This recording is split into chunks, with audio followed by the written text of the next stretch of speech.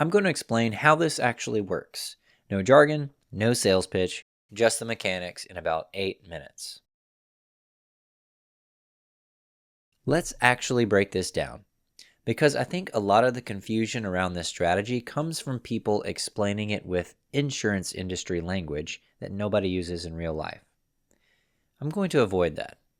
You get a whole life insurance policy, but instead of thinking of it only as protection if I die, think of it as two things stacked together: a death benefit for your family and a growing pool of cash that belongs to you while you're alive. Every time that you pay your premium, part of it goes toward the death benefit, and part of it builds what the industry calls cash value. I just call it your side fund or your accessible money, and it can be used as an emergency fund as well. That side fund grows on a guaranteed, tax-advantaged basis.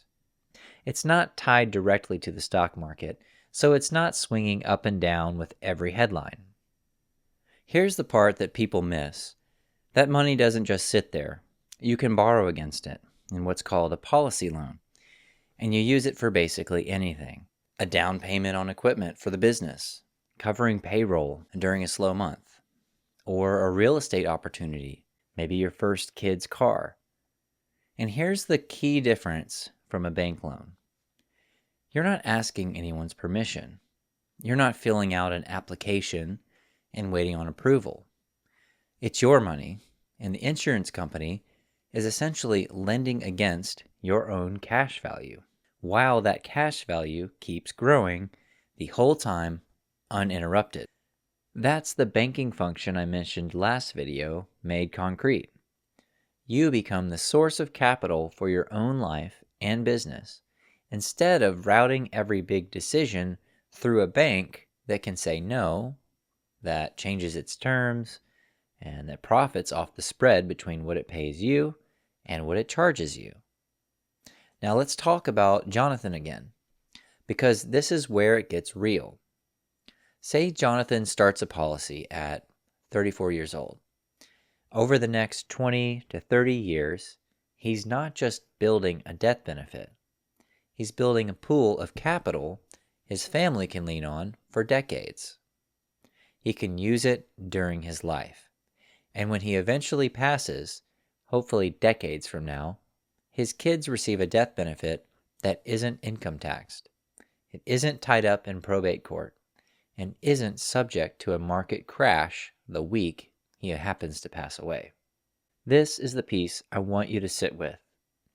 This isn't just insurance. Done right and started early enough, this becomes the foundation of what actually gets passed down. Not just what's left over after taxes and, say, a slow business sale, but a structured, protected asset built specifically to transfer to the next generation. I want to be straight with you. This is not a get-rich-quick tool, and it's not designed to beat the market. That's not the goal. The goal is control, protection, and a pool of capital that compounds steadily and that you actually own and can use for the rest of your life, and then for your kids after you.